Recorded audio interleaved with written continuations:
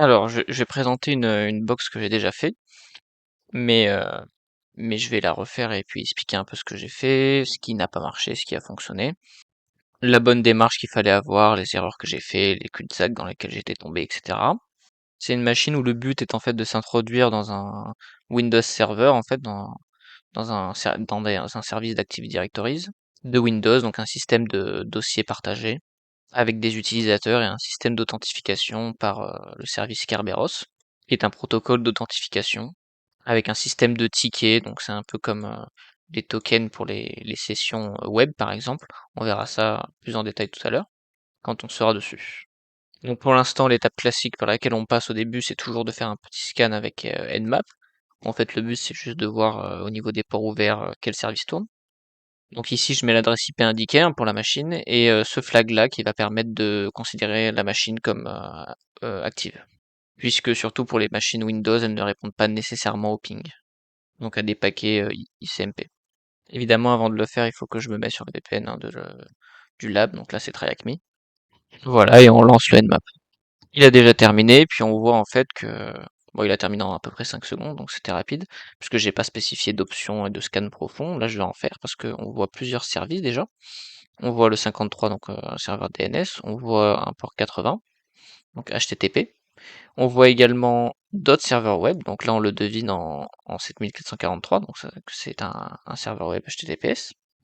On voit pas mal d'autres choses. Donc on voit un XMPP. On voit surtout en fait le LDAP, un Kerberos et un 445 avec Microsoft DS. Donc c'est là en fait qu'il y a un SMB. Donc déjà avec le Kerberos en 88, le LDAP ici, le LDAP SSL ici, ainsi que le 445 et le 139 ici, on voit qu'on est sur très probablement sur de l'Active Directory. En fait, on est sur de l'Active Directory.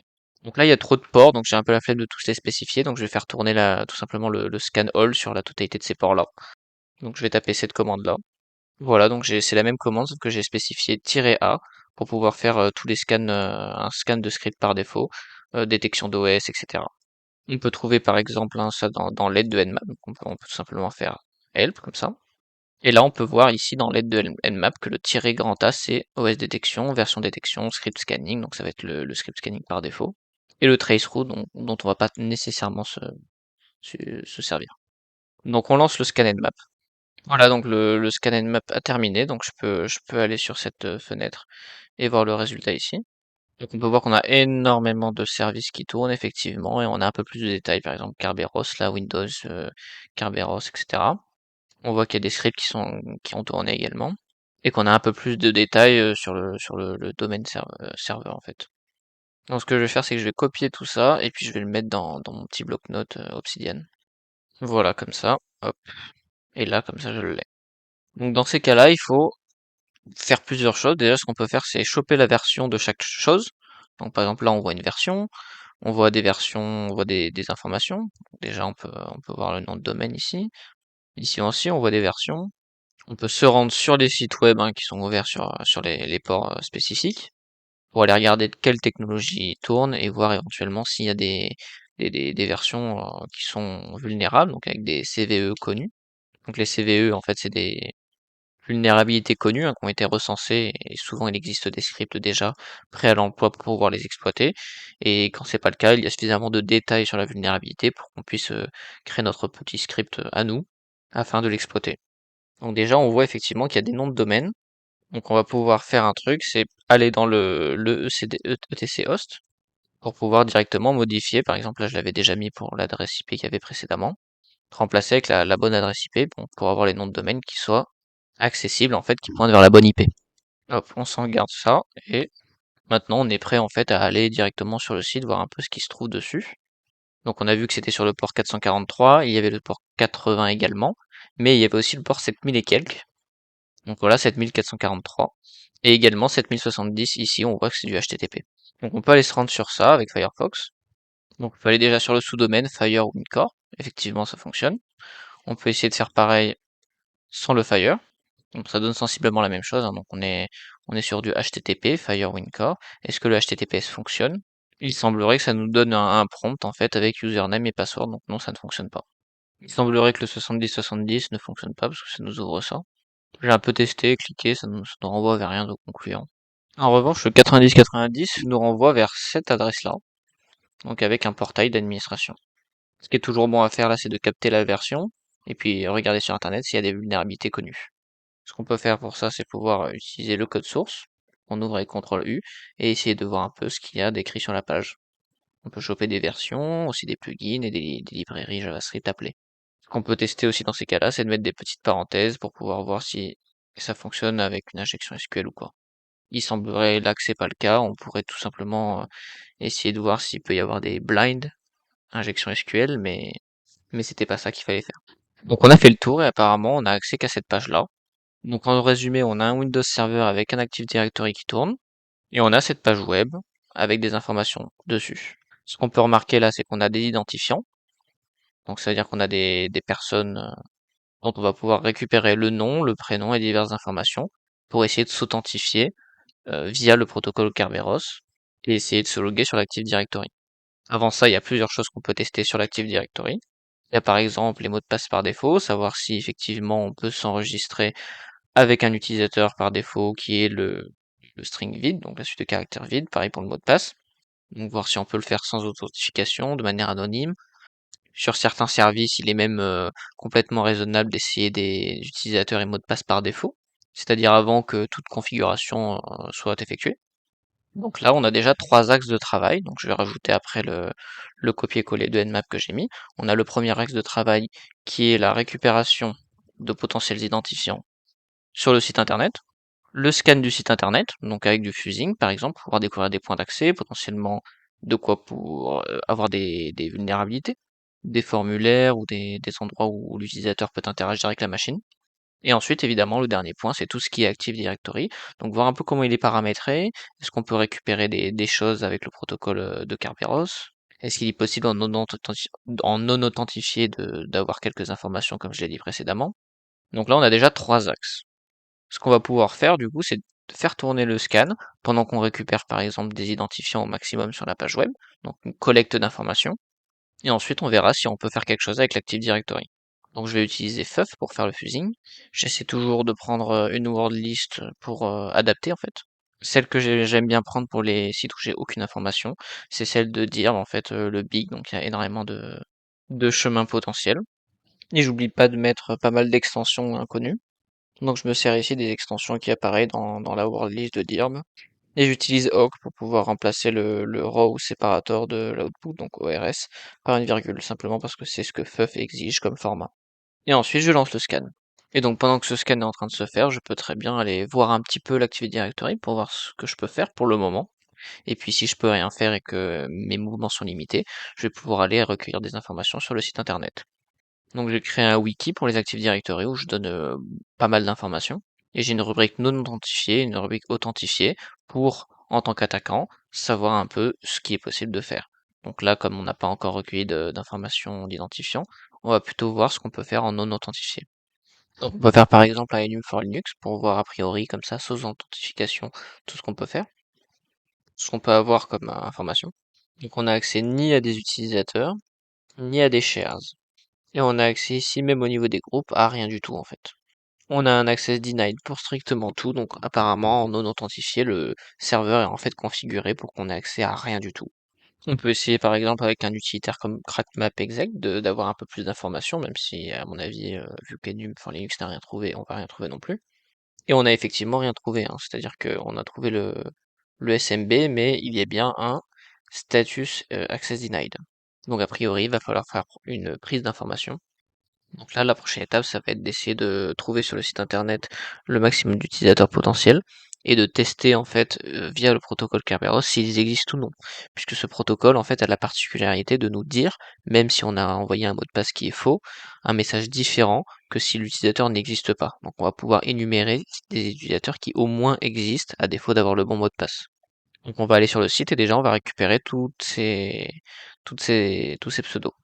Donc là, en passant ma souris dessus, vous voyez tout en bas à gauche qu'il y a une adresse mail, donc avec un pseudo, par exemple Britannic Cruise, il y a marqué TanyWolf424.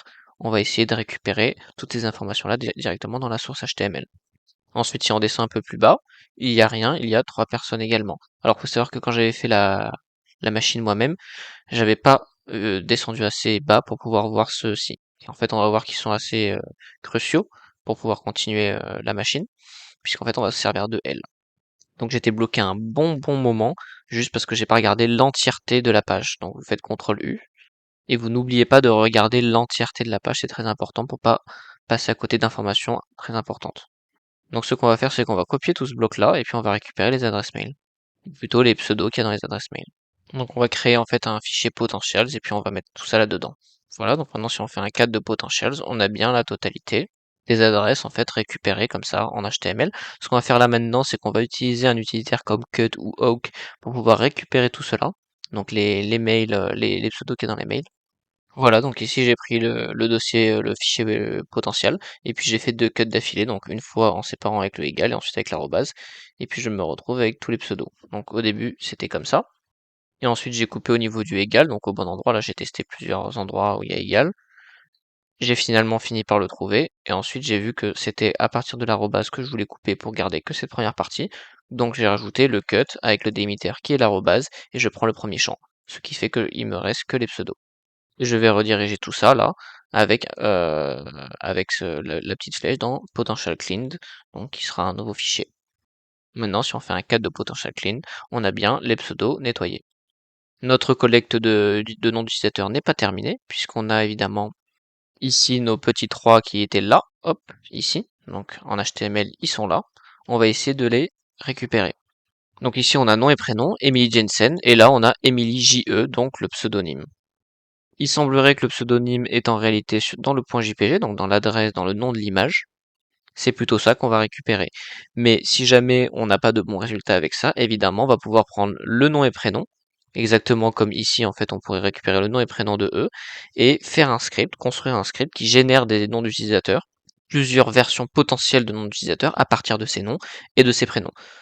C'est quelque chose qu'on pourrait être amené à faire et qui n'est pas délirant du tout, pour avoir des noms d'utilisateurs potentiels, pour en avoir plus tout simplement. On va ensuite les confronter au protocole Kerberos pour voir s'ils existent sur le système. Donc je vais les prendre, je vais prendre Lila et Sparky, mais je vais aussi prendre Lila tout court et Sparky tout court, et pareil pour Emily JE et pour Kirkug. Je vais les ajouter à mes potential cleaned, donc Emily JE. Voilà, donc il y avait les potentiels ici, et j'ai rajouté Emily JE, Lila Sparky, Lila Kirkug et Sparky. Donc maintenant avec tous ces utilisateurs, je vais pouvoir les énumérer, donc avec le protocole Kerberos, donc j'ai besoin d'un script qui s'appelle kerbrut, donc je l'ai téléchargé avec wget. Ensuite, je l'ai rendu exécutable par mon utilisateur, et puis je l'exécute avec la commande L pour voir un peu comment l'utiliser, et on voit bien qu'il fonctionne. Donc on va utiliser donc cette commande-là. Donc on indique nos potentiels users, on indique le domaine name, et puis le domaine contrôleur l'IP, en utilisant la fonction userenum de kerbrut. On trouve effectivement énormément de résultats valides, donc ces gens-là sont des gens qui ont effectivement un nom d'utilisateur et donc un compte sur cet Active Directory. Alors on pourrait tous les tester un à un, voir s'ils ont des mots de passe simples par défaut, éventuellement faire du brute force. Cependant, il y a énormément d'utilisateurs. Le brute force comme ça, n'oublions pas que c'est du coup pas c'est en réseau, ce n'est pas en local, sur par exemple un hash ou un ticket qu'on aurait reçu du Kerberos, du protocole Kerberos, puisqu'on rappelle quand même que le protocole Kerberos il fonctionne avec des tickets, donc il y a Ticket Granting Ticket, TGT, et il y a Ticket Granting Service, donc TGS, et en fait ce qu'il va faire c'est qu'il va échanger les tickets avec le client, et ensuite le client une fois qu'il a reçu en fait un TGS, donc un Ticket Granting Service, il va pouvoir, comme son nom l'indique, accéder à un service. Donc ici il y a marqué ressources serveur. Et c'est le domaine contrôleur qui gère justement ces tickets qui ont une expiration, qui sont gérés en fonction des hashes, des mots de passe des utilisateurs. C'est lui qui va gérer l'authentification et la validité des tickets d'un utilisateur. Ce service est appelé un domaine contrôleur et il permet donc de gérer l'authentification pour des serveurs. Dans notre cas, on n'a aucun hash de mot de passe, ni aucun mot de passe en clair. On n'a pas le moindre ticket provenant du Kerberos, donc on ne va pas pouvoir craquer quoi que ce soit en local. Le seul moyen, c'est de passer par la connexion Internet, donc en LAN, pour pouvoir demander au domaine contrôleur, donc le Kerberos serveur, si notre mot de passe est valide. Donc il y a tout un tas de protections qu'un serveur Kerberos pourrait avoir pour éviter le brute force, et surtout c'est assez lent. Donc on va pas essayer une énorme liste de mots de passe potentiels, et encore moins avec une quantité aussi importante d'utilisateurs potentiels. Ce qu'on va faire plutôt, c'est sortir de cette petite fenêtre et aller voir ici si on a des résultats, parce que n'oublions pas que certes on a récupéré les informations, on a testé l'Active Directory, on a vu qu'on peut pas s'authentifier en anonyme, on n'a pas accès à une information, on est obligé d'être authentifié, on allait récupérer sur le site internet le maximum d'informations d'utilisateurs potentiels. Maintenant, ce qu'il nous reste à voir, c'est les autres pages du site internet. Et effectivement, on en a trouvé. Donc, il y a CSS images, c'est plutôt classique, on va pas aller les vérifier. Mais si le reste ne donne rien, on pourrait très bien aller les vérifier pour voir ce qu'il y a dedans dans ces dossiers. Mais on va aller voir ce qui n'est pas commun. Bon, index.html et index.html, ce sont la page d'accueil, on en a déjà vu. Donc, le seul truc qui reste, c'est check.asp et reset.asp. Donc, on peut aller voir, par exemple, d'abord le check.asp. Et le check.asp nous donne un wrong username or secret. On peut aller voir le code source pour voir s'il y a quelque chose et il n'y a rien d'intéressant. On va donc maintenant aller voir le reset.asp. Et là, on a quelque chose d'important. On a un formulaire. Donc ça veut dire qu'on pourrait potentiellement avoir une injection SQL. On peut faire ça vite fait pour voir. Apparemment, ça a l'air protégé. C'est pas nécessairement le cas. C'est pas parce qu'il n'y a pas de message d'erreur que c'est protégé. Attention. Juste que là, je vais un peu vite pour représenter la chose. On pourrait très bien aller dans des digressions, dans l'étude un peu plus approfondie, de voir s'il y a une vulnérabilité. Ce qu'on pourrait observer en revanche, c'est que le formulaire nous demande une réinitialisation de mot de passe avec un username. On a plein d'utilisateurs valides. Sauf que pour ça, il faut bien répondre à une question. Donc on pourrait essayer de truander les questions, jouer donc avec le select, essayer de deviner des trucs avec des informations qu'on a eues sur le site, sur chacun des utilisateurs. En revanche, là, ce qu'on avait, c'était Your Favorite Pet's Name. On sait qu'elle a un chien qui s'appelle Sparky, on l'avait vu ici. Quand on descendait, on a vu que Lily Levest, c'est pour ça Lily, elle a un chien qui s'appelle Sparky. Donc, on l'a vu dans le code source. C'était donc ici, Lily and Sparky, sachant que sur l'image, il y a un chien, donc c'est potentiellement son chien. Donc ce qu'on peut faire, c'est essayer de prendre Lily et de rentrer le nom de son chien, voir si on a quelque chose. Malheureusement, wrong username or secret, ça ne fonctionne pas, donc on va essayer de mettre des majuscules. Et effectivement, j'ai mis Sparky en majuscule, et là, ça a fonctionné. Your password has been resetted to change me, machin. Donc on va prendre ça déjà. Et puis on peut aller le stocker ici, donc dans les utilisateurs. On peut mettre par exemple l'utilisateur de points, ceux qu'on connaît. Déjà, on a Lily. Et on a que son mot de passe c'est change me, 1, 2, 3, 4.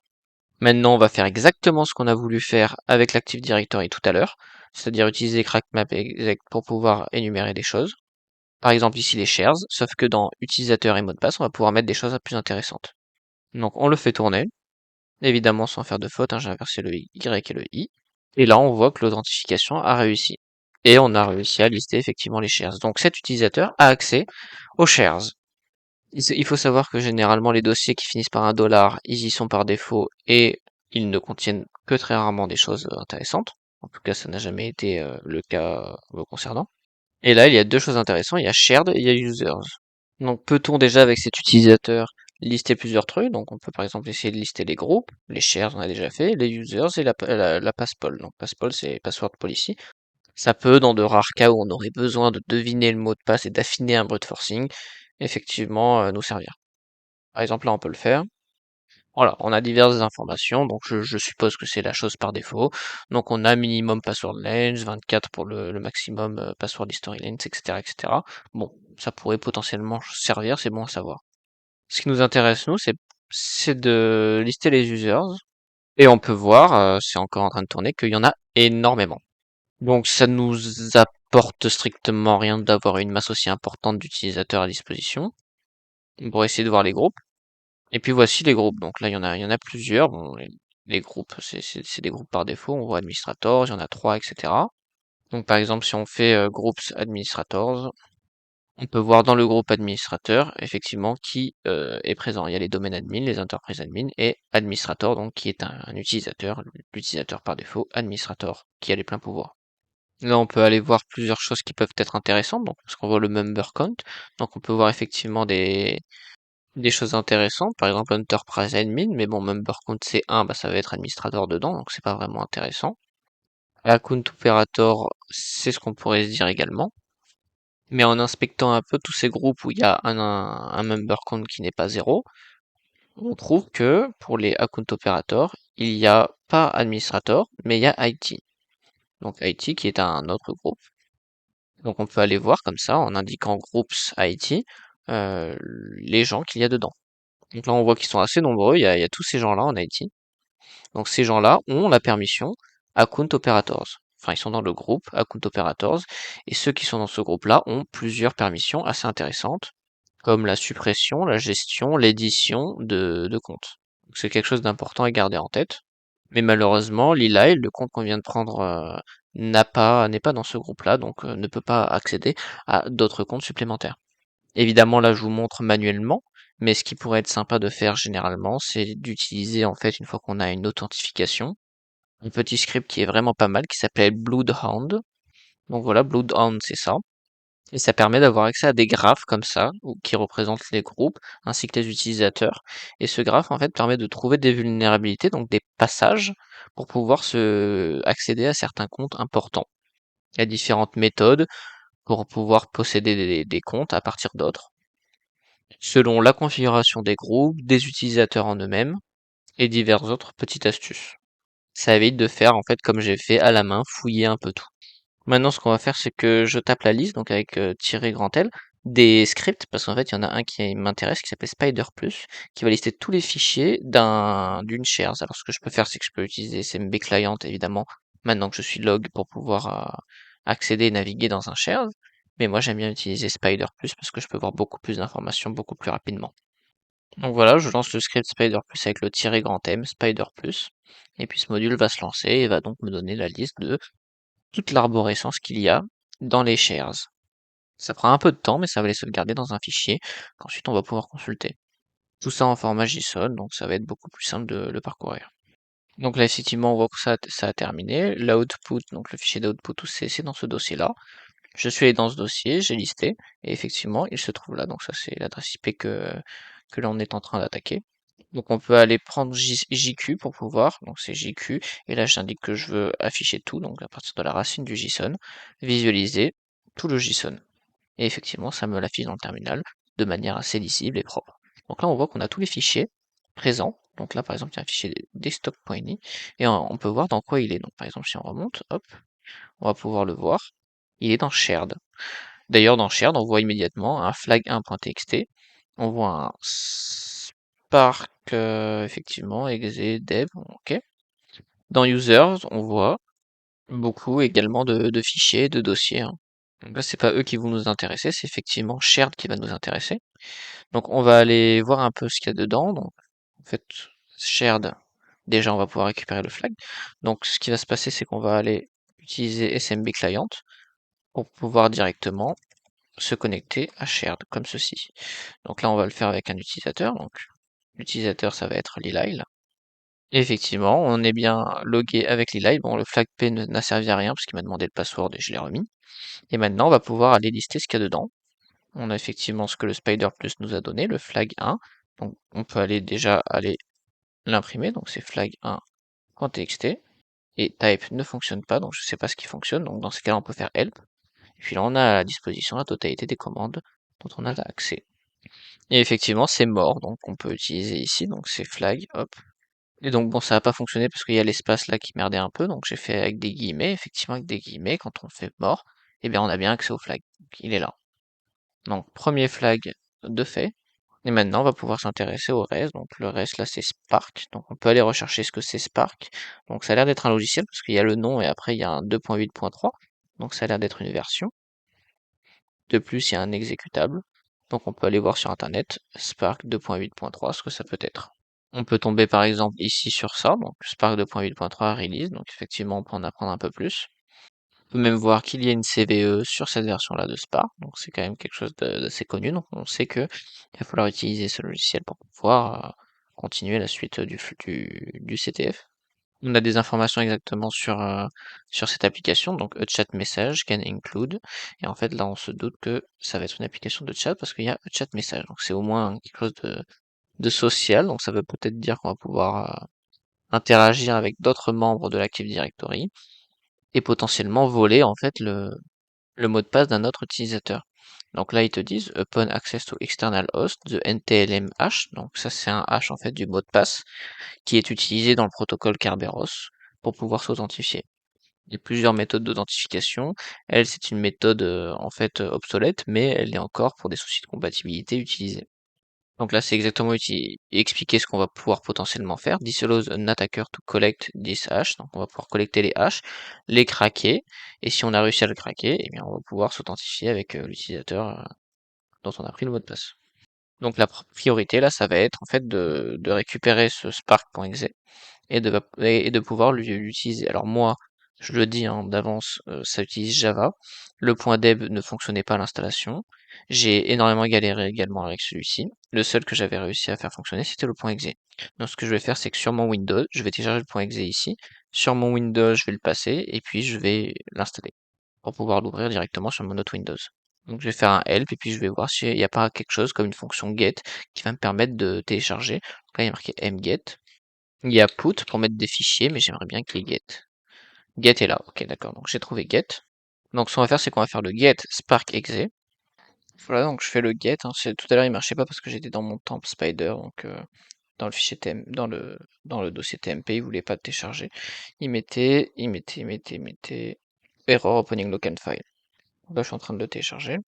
Je vais le passer sur mon Windows par la suite. Donc je vais fermer mon Firefox. Donc là j'ai la totalité du point .exe, je peux sortir, je le mets sur mon Windows. Donc là, j'installe le Spark hein, sur mon Windows.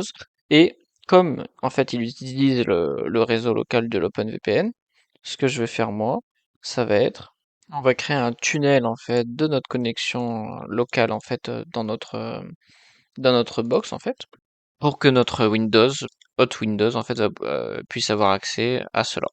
Donc le tunnel en fait on va le faire sur le port 5222 parce que c'est le port qu'utilise Spark, donc on se renseigne sur internet pour le savoir. Et en fait, le port 5222 de notre machine vulnérable qu'on attaque, on va faire le relais avec notre Kali ici, où on va se mettre en écoute sur ce même port pour que notre application sur l'autre Windows puisse être redirigée, enfin les paquets puissent être redirigés vers la machine vulnérable afin de pouvoir se connecter correctement. On va utiliser l'e-mail et son mot de passe, puisque c'est tout simplement les seuls identifiants que l'on connaît pour le moment. Ce que j'aime utiliser moi, c'est Socat. Donc en fait, je vais utiliser ça en remplaçant le remote port par 5222, l'IP en fait de la machine vulnérable, et ensuite on va remettre sur le local port, on va écouter en 5222 aussi. Hop là, maintenant on a fait entrer, on est sur écoute, et on va pouvoir se connecter sur notre autre Windows tranquillement. On s'est connecté, on voit bien qu'on est connecté, donc c'est parfait. On va explorer un petit peu, on va voir les contacts. On a trouvé un moyen sur l'application donc d'ajouter des utilisateurs. Ce qu'on va faire, c'est essayer d'ajouter les utilisateurs de la liste. On voit que lui est connecté, tout à l'heure il n'était pas connecté. Buzz a toujours été connecté, donc là on se casse pas la tête, on prend un utilisateur connecté, on va prendre celui-ci, et on va donc essayer de l'ajouter. Donc son pseudo c'est Buzz, et on va essayer de voir si son truc c'est Buzz Candan. Donc maintenant ce qu'on va faire, c'est qu'on va juste exploiter la CVE, donc la CVE elle utilise le fait que l'on va capturer, en fait, il va essayer de se connecter à un serveur HTTP de notre part, et puis on va pouvoir récupérer de par cette connexion son hash de mot de passe. Donc c'est ce qu'on va faire, on va utiliser répondeur et on va l'allumer sur l'interface correspondant à notre interface représentant notre machine sur le réseau local sur lequel se trouve la victime. Donc ça va être le tunnel 0 en l'occurrence pour moi, donc ça va être cette adresse IP là. Ah pardon, c'est pas l'adresse IP qu'il faut mettre, mais c'est le nom de l'interface, donc ça va être tune 0. Et il faut le run en tant que root, donc je vais faire un sudo. Et voilà, on est en train d'écouter effectivement, donc écoute en HTTP, donc c'est en HTTP qu'est la vulnérabilité, donc on va le faire, et on va lancer effectivement l'URL. On a trouvé Buzz, et on lui a on lui a envoyé une image. Donc j'avais fait, voilà, c'était le 31 décembre que j'avais fait ça, cette date. Donc on lui envoie une image en fait que le logiciel va essayer de charger de son côté, à lui. Et donc pour le charger, elle va devoir récupérer l'image ici, donc faire cette requête HTTP. Et donc par cette requête HTTP qui est faite par son client, donc en tant que buse, ça va envoyer automatiquement le HNTLM au serveur. Le serveur, c'est nous qui l'avons. On a hébergé du HTTP. Donc on a récupéré son hash avec succès. Donc ce qu'on va faire, c'est qu'on va le choper, et puis on va essayer de le craquer tranquillement. Donc là, ce que j'ai fait, c'est que j'ai sauvegardé le hash dans un fichier que j'ai appelé bus.h, et j'ai pris l'utilitaire John pour pouvoir brute force le mot de passe directement en local à partir du hash avec la wordlist rockU. Donc il a trouvé une occurrence, une correspondance, pardon, Et donc maintenant, on va pouvoir l'ajouter ici à notre collection d'utilisateurs que l'on a. Donc maintenant, on abuse et on va pouvoir essayer quelques petits trucs avec lui. On vérifie la première chose à faire si effectivement notre buse est dans le groupe IT, donc avec le grep exec. Donc on va pouvoir essayer de voir vite fait. Donc, et effectivement, on peut le voir, il est bien dans le IT, donc il est account operators, ce qui est vraiment très bon à savoir, puisque ça signifie qu'il a du pouvoir sur tous les autres comptes qui sont hiérarchiquement inférieurs à lui. Nous, notre but, c'est d'avoir le plus d'accès possible, un accès administrateur. Donc c'est vrai que pour l'instant, on voit mal l'utilité d'avoir un utilisateur qui est account operator, qui va pouvoir modifier des comptes qui sont inférieurs à lui au niveau hiérarchique, puisque au contraire, nous, on veut gagner en hiérarchie. Maintenant qu'on a le compte de Buse, on va pouvoir se connecter aux différentes shares, donc par exemple le users. Donc si on le fait avec son mot de passe, on peut très bien l'utiliser. Et donc on constate qu'on est bien dessus et qu'on a accès au compte en fait au dossier de tous les utilisateurs. Alors est-ce qu'on peut rentrer dedans par exemple? Est-ce qu'on peut rentrer dans Edouard? Edouard, hop. Non, on ne peut pas lire ce qu'il y a dedans. Et a priori on pourra lire nulle part. Ce qui est embêtant, sauf dans Buse évidemment. Ce qui est embêtant. Donc on va voir dans Buse, voir un peu ce qu'il y a. Il y a des dossiers et généralement on essaie d'aller dans le desktop pour voir s'il y a quelque chose d'intéressant. Comme un flag par exemple. On peut aller dans son desktop. Généralement c'est soit dans document, soit dans desktop que sont situés les flags. Donc là on peut effectivement voir un flag, le deuxième flag. Et on peut voir notes, etc. Donc on peut ouvrir les notes, also stuff, etc. etc., etc. Donc voici le flag numéro 2. J'ai vérifié du coup les autres TXT, bon ils sont tous à 0 en taille, sauf lui, le notes.txt, donc je l'ai vérifié et il n'y a rien d'intéressant dedans. Donc le but là c'est de voir à quoi d'autre a accès Buzz. Alors Buzz a accès que aux shares, donc la share user et la share shared. Donc on a tout exploré, on a vu qu'il n'a pas accès à grand chose d'autre. Ce qu'on pourrait faire ici, ça serait de lister en fait tous les utilisateurs et de voir s'il y en a qui sont vulnérables à l'ASREP Hosting. L'ASREP Hosting, c'est quoi? C'est indiqué dans mon wiki. C'est la possibilité d'obtenir en fait un TGT sans avoir le mot de passe. Donc il va nous renvoyer un TGT qu'après on va pouvoir craquer en local parce qu'en fait il contient le mot de passe. Un peu comme lorsqu'on on craque un hash en fait. En fait c'est qu'on craque un hash. De temps en temps, c'est lorsque l'utilisateur ciblé a la pré-authentification désactivée, alors effectivement il est vulnérable à ce genre d'attaque. Comme Buse est authentifié, on a accès à la liste de la totalité des utilisateurs, on l'avait déjà aussi évidemment avec Lilile, sauf que là, si on se retrouve dans une impasse, effectivement, on peut penser à faire ce genre de choses. Là, on va pas le faire, puisque c'est pas ce qu'il faut faire, mais c'est absolument raisonnable d'essayer ce genre de choses. De même pour Bloodhound, on va pas le faire parce que quand je l'avais fait, je sais pas pourquoi sur cette machine ça ne fonctionne pas, j'en ai aucune idée, mais ça fonctionne sur d'autres machines, et là en l'occurrence j'ai pas pu l'utiliser. Voici par exemple les commandes qu'on peut utiliser pour faire de la Zrep Hosting. Et comme on peut le voir, il y a d'autres attaques comme le Kerberos, etc. qui existent. Toutes les attaques en fait en authentifié sont listées ici. Donc maintenant, les shared, on n'a pas accès. Ce qu'on peut faire, c'est voir si Bus peut avoir un accès supplémentaire. L'accès supplémentaire qu'il pourrait potentiellement avoir, ça serait un accès console à la machine directement, ou bien un accès bureau en mode graphique, donc comme un remote desktop, via un RDP par exemple. Donc en regardant les ports ouverts, on voit en fait qu'il y a ici un Microsoft Terminal Service, pourquoi pas. On peut essayer différents utilitaires comme AirDesktop par exemple, qui permettent d'accéder, comme j'ai dit, à distance à un protocole RDP, qui serait ouvert sur la machine donc en écoute. Mais ici, ce qu'on va utiliser, c'est Evil WinRM. Alors normalement, il opère sur c'est pour se connecter à un service WinRM qui est généralement dans le port 5800 ou 5000, enfin 5000 et quelques, je sais plus exactement combien, mais il n'est absolument pas ouvert ici. Donc je ne sais pas pourquoi, mais en tout cas, ça va fonctionner. Et je sais absolument pas pourquoi ça va fonctionner. Donc là, si on le fait par exemple avec Lilile, donc avec Evil WinRM sur l'IP donc de la machine. Et là, effectivement, en se connectant avec les lines, on voit une erreur. Donc, normalement, il y a un timeout si le service n'est pas up. Là, il est up puisque, en fait, le service nous a renvoyé une erreur. Donc, une authorization error. Donc, c'est bon signe, c'est-à-dire que WinRM est là, donc peut-être que ça va fonctionner avec Buzz. Et effectivement, Et là, effectivement, avec Buzz, on a un accès console. Donc on peut s'amuser à lister ce qu'il y a. Donc bon, là, il n'y a rien dans ces documents, mais si on va dans le desktop, on va pouvoir retrouver donc le flag, etc. Ce qui va nous intéresser, ça va être de retourner à la racine. Et à la racine, on voit plusieurs choses. Donc on voit des programmes files, etc. qu'on pourrait aller fouiller. On peut voir users, etc. En fouillant program files, on voit rien de concluant. En revanche, il y a un dossier qui n'est absolument pas courant à la racine, qui est ce dossier script. On aurait pu le deviner à l'absence de majuscules, parce que si ça avait été un dossier standard de Windows, généralement Windows a la fâcheuse habitude de mettre des majuscules.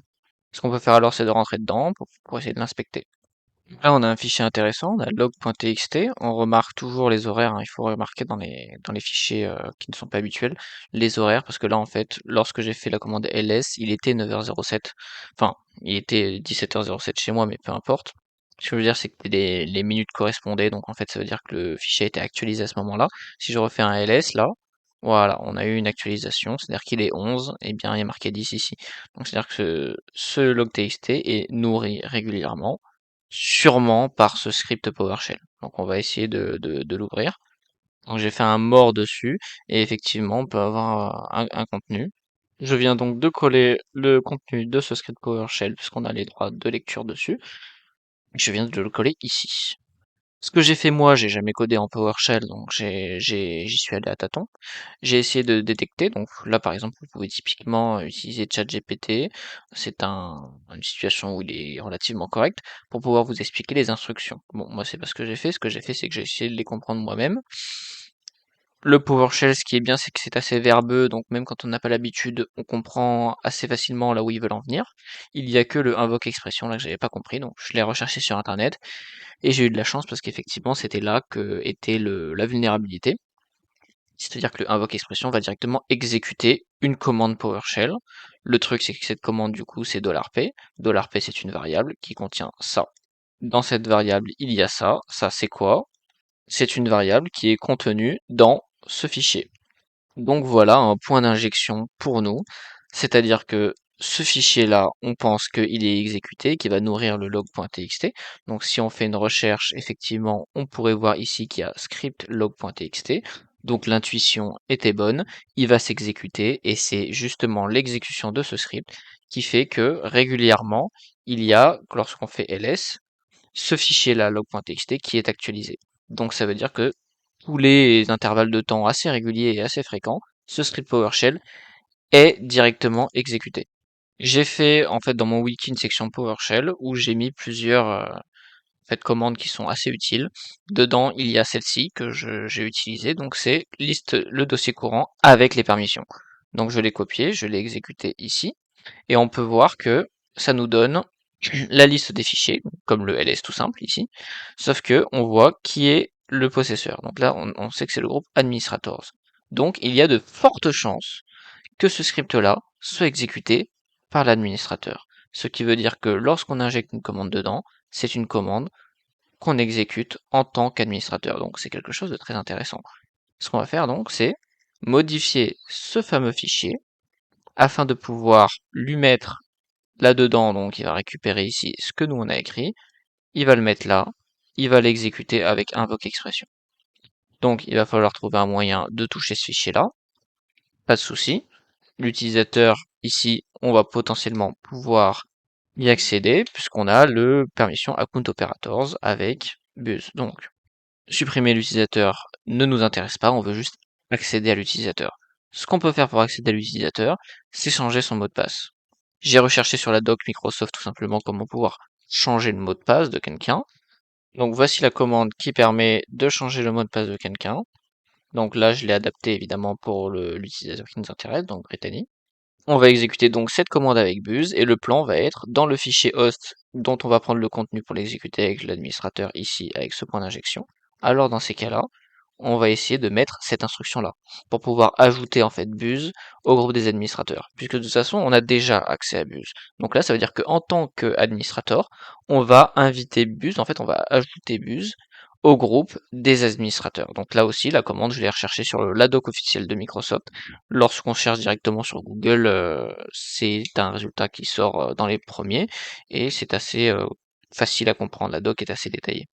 Ça n'a pas fonctionné parce qu'on m'a demandé en fait le mot de passe. Donc j'avais recherché sur la doc et en fait il me manque un flag qui est le flag reset. Alors il est détaillé sur la doc le flag et en fait on s'en doute parce que reset généralement, si on veut reset un password, c'est qu'on ne se souvient plus de l'ancien. Donc pourquoi proposer le password, ça ne sert à rien. Donc on va voir si Buzz a les permissions pour reset. Vu qu'il est dans le groupe account operator, c'est assez probable. Donc on va essayer ça.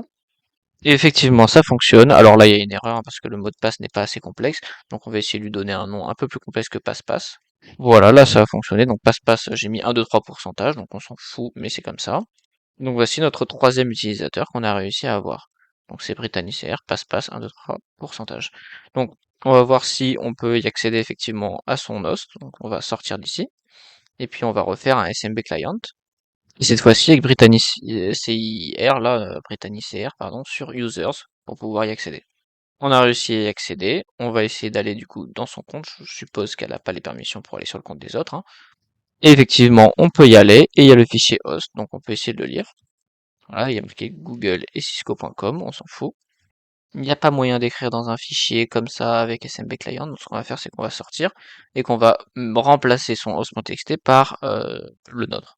On va créer un host.txt et on va y mettre notre commande à nous qui va mettre Buzz en administrateur. Alors là ça va pas fonctionner, pourquoi? J'avais essayé au début, petite erreur d'inattention et puis j'ai compris assez rapidement. C'est parce qu'en fait, ici, dans le point d'injection, ce qui se passe, c'est que on a déjà une instruction qui va commencer. Donc si je mets la mienne en plein milieu, ça ne va pas fonctionner, ça va juste crash, il va pas comprendre pourquoi. Donc ce que je vais faire, c'est certes j'ai le point virgule pour terminer l'instruction, donc c'est-à-dire qu'il y aura un point virgule ici, puisqu'il y est dans le fichier, mais il faut aussi terminer l'autre instruction. C'est-à-dire que là, elle se termine. Bon, ça va aboutir à un truc, une erreur, peu importe, mais ça va continuer avec notre instruction qui sera là-dedans, et donc elle va pouvoir s'exécuter. Donc ce qui va se passer, c'est que effectivement j'ai un point virgule ici, mais je vais aussi en mettre un tout au début, ici, pour terminer l'instruction précédente, tout simplement. Donc on va faire ça comme ça, et puis on va tout simplement sauvegarder le fichier, puis l'envoyer directement en se connectant à SMB avec la commande put. Voilà, donc là on va faire put host.txt. Ça semble avoir fonctionné, donc on peut vite fait faire un mort pour pouvoir l'afficher. Et effectivement, c'est notre version qui est bien mise. On va pouvoir sortir du SMB, maintenant on va pouvoir vérifier si Buzz est administrateur. On peut attendre à peu près 5 minutes, hein, le temps d'être sûr que l'administrateur ait eu le temps d'exécuter le script, et ensuite on se reconnecte avec Buzz et puis on voit si on peut ouvrir le fichier administrateur. C'est-à-dire que dans le users, si on peut accéder au bureau d'administrateur, enfin le fichier home, en fait, la maison de l'administrateur, ça veut dire qu'on a à peu près toutes les perms en fait. Donc on a bien été ajouté au groupe. Donc ce qu'on peut faire, c'est déjà se connecter avec Buzz en WinRM, et puis je peux faire en fait cette commande-là que j'ai listée aussi dans mon wiki ici pour pouvoir avoir le groupe auquel appartient Buzz. Et puis on peut voir. Et effectivement, on voit que il est dans le groupe Administrators désormais. Donc ça a fonctionné, le script a fonctionné. Buzz n'est plus que un IT, mais il est également dans Administrators, ce qui est très puissant. Parce qu'en fait, maintenant, globalement, ce qu'on peut essayer de faire, c'est qu'on peut essayer de remonter de 2 niveaux, d'aller dans Administrators, voilà, et là, de lister. Effectivement, on peut lister ce qu'il y a dans l'administrateur. Alors, dans document ou dans desktop, généralement, le flag, il est mis. Donc, on va vérifier desktop. Et effectivement, le flag numéro 3 est ici. Donc, on peut faire un more flag. Et boum, là, on a le flag. Donc, on a eu les 3 flags. Donc, on a eu le premier flag dans le shared, accessible avec Lilile. On a eu le deuxième flag dans le desktop de Buzz. Et ensuite, on a eu le troisième ici dans le desktop de l'administrateur. Donc là, on a vu un bel exemple en fait de pénétration dans un Active Directory en utilisant diverses failles en fait qui étaient juste un manque de protection en fait pour changer le mot de passe lors de lors de l'inspection en fait du site web. Et ensuite l'utilisation en fait d'une faille, une CVE d'un logiciel de chat. Lorsque je l'ai fait la première fois, j'ai un peu plus galéré parce que j'ai été tombé en fait sur d'autres sites web qui sont en fait sur le site, hein, parce que là on peut voir qu'il y a beaucoup de ports ouverts. Et j'ai essayé en fait de voir s'il y avait des vulnérabilités dans une application JavaScript et ça m'avait fait perdre beaucoup de temps. Et c'est justement parce que j'avais pas trouvé en fait l'utilisateur Lilile et j'avais aussi mal fait mon fusing, c'est-à-dire qu'au lieu de le faire avec le ping, donc là si on revient hop ici et que on fait le voilà, si on voit la commande feuf, en fait, là j'ai utilisé le big.txt, et bien en fait, tout simplement avec le common.txt que avant j'utilisais, il n'y avait pas le reset. Donc en fait, là il y a le reset ASP. donc avec l'extension ASP, il n'y était tout simplement pas. Donc c'est problématique. Maintenant, du coup, j'ai compris la leçon et j'utilise tout le temps le big parce que en fait, c'est pas clairement en fait une raison du fait de notre compétence ou de nos connaissances, mais très souvent quand on n'arrive pas à une machine, c'est uniquement à cause d'une mauvaise collecte d'informations. Donc j'ai eu une mauvaise collecte d'informations parce que j'ai pas utilisé une bonne word list assez riche et j'ai également eu un autre problème à un moment donné parce que j'avais mal lu en fait la page d'accueil du site. J'ai pas eu les trois utilisateurs, j'ai uniquement collecté dans la liste qu'on avait vue sur la gauche. Donc ça c'est embêtant, c'est pas des connaissances techniques, c'est juste un manque d'attention et aussi un manque de collecte de données. N'hésitez pas à prendre du temps, quitte à ce que ça prenne énormément de temps, essayer de d'énumérer le plus de choses possible. Pareil pour les utilisateurs, si j'avais pas eu de résultats, il y a beaucoup de box qui sont classées, elle est classée en hard, il y a beaucoup de box qui sont classées en hard au lieu de medium ou même facile, où la seule différence et la seule chose qui les sépare d'une box facile, c'est uniquement le fait d'avoir une énumération beaucoup plus riche. Par exemple, là les utilisateurs, j'aurais pu, comme je l'ai dit en début de la vidéo, créer un petit script Python pour pouvoir en fait assembler et faire le plus de combinaisons possibles d'utilisateurs, en fait de pseudo potentiels avec le nom et le prénom de la personne. J'aurais pu par exemple effectivement énumérer les sous-domaines, c'est quelque chose que j'ai absolument pas fait. Donc en fait à quel point on enrichit notre énumération, et ben c'est vraiment ça qui va compter, qui va faire la différence entre les box faciles et les box difficiles. Sinon les connaissances en réalité on les acquiert au fur et à mesure avec l'expérience. Mais c'est vrai qu'on peut se retrouver très facilement à faire une erreur assez stupide qui est juste le manque d'énumération, et ça nous bloque indépendamment de notre connaissance. De même pour les mots de passe, il est possible d'essayer des candidats de mots de passe au lieu de prendre une liste comme RockYou, qui peut être lente par exemple, comme je l'ai dit tout à l'heure, pour tester des mots de passe en ligne. Eh bien, on pourrait directement avoir une liste de mots de passe beaucoup plus ciblée en utilisant également des scripts de génération de mots de passe potentiels où j'aurais pu par exemple récupérer en fait des informations sur l'entreprise, donc avec des informations qui sont présentes sur le site web, et assembler des mots de passe comme ça avec les noms d'utilisateurs pour essayer de faire une bonne combo liste et de l'essayer tout simplement. Pour ce qui est des méthodes utilisées, alors j'ai listé, comme je l'ai dit plusieurs fois là dans mon wiki, une liste d'Active Directory de méthodes en fait, pour les Active Directory. On les a pas tous utilisés, bien au contraire, on n'en utilisait qu'une minorité. Les autres, je les ai pas montrées, mais elles peuvent en fait fonctionner. Par exemple, LDAP Search, c'est quelque chose qu'on peut faire tourner. Ça, par exemple, le SMB relais, c'est très rare honnêtement en CTF, je sais même pas si ça existe, mais c'est quelque chose qui peut exister, donc il faut le garder en tête. L'ASAP Roasting, c'est quelque chose de très classique. On l'a pas testé, mais c'est aussi quelque chose qu'on aurait pu faire. Par exemple, dès qu'on a eu Buzz ou dès qu'on a eu Lilile, on aurait pu avoir la liste entière de tous les comptes et on aurait pu scanner, en fait, essayer un à un la totalité des utilisateurs pour savoir s'il y en avait un qui était vulnérable à à ce reposting. Ça aurait pu nous donner accès directement au hash de son mot de passe et ça c'est fou. Pareil, en authentifié, comme je vous ai dit, il y a Bloodhound. Après, il y a le Kerberos, donc là, j'explique ce que c'est. J'ai aussi mis des liens pour pouvoir sourcer et avoir l'explication un peu plus complète, ainsi que les commandes qu'on peut utiliser. Lorsque les commandes sont pas en fait détaillées dans les liens que j'ai mis, alors je les ai directement mis dans le wiki. Donc voilà, il y a plein de choses qui sont possibles encore et dont j'ai pas parlé. Tiens, ça c'est quelque chose que j'ai justement dans cette box-là, c'est le account operator qui peut changer le mot de passe des plusieurs utilisateurs. Donc ça veut dire qu'en fait, globalement, il possède quasiment ses utilisateurs, donc c'est plutôt puissant. Et après, il y a évidemment Evil WinRM pour du Windows Remote, mais il y a également RDP, donc par exemple avec RDesktop qui est pas mal. Donc voilà, il y a plusieurs trucs qu'on peut essayer. Là, j'ai essayé d'aller à l'essentiel et de montrer ce qu'on pouvait faire, en tout cas sur cette box. J'ai essayé également de détailler un maximum des aspects techniques dans ce wiki. Par exemple, là, j'ai mis qu'il y a un hash NTLM et il y a aussi les net NTLM, donc c'est pas du tout pareil. Il y a sur celui-là, en effet, la méthode passe de hash, où en fait on peut directement fournir le hash sans avoir besoin de le craquer au serveur, au lieu de lui passer le mot de passe en clair. Ce qui peut être pratique. Donc avec Kerberos, il y a plein de méthodes d'identification, avec plein de hash, plein de protocoles, donc c'est assez chiant et lourd, donc j'ai mis des liens pour pouvoir avoir les explications. Donc par exemple là c'est un lien vers lequel pointe mon wiki et c'est plutôt pas mal. Il y a beaucoup d'explications sur le fonctionnement des tickets, mais également sur les différents hashes qui existent, les différentes méthodes de stockage de mots de passe également. les utilisateurs SPN, etc. Donc voilà, c'est à peu près tout pour cette box. J'espère que ça a été clair et suffisamment vulgarisé.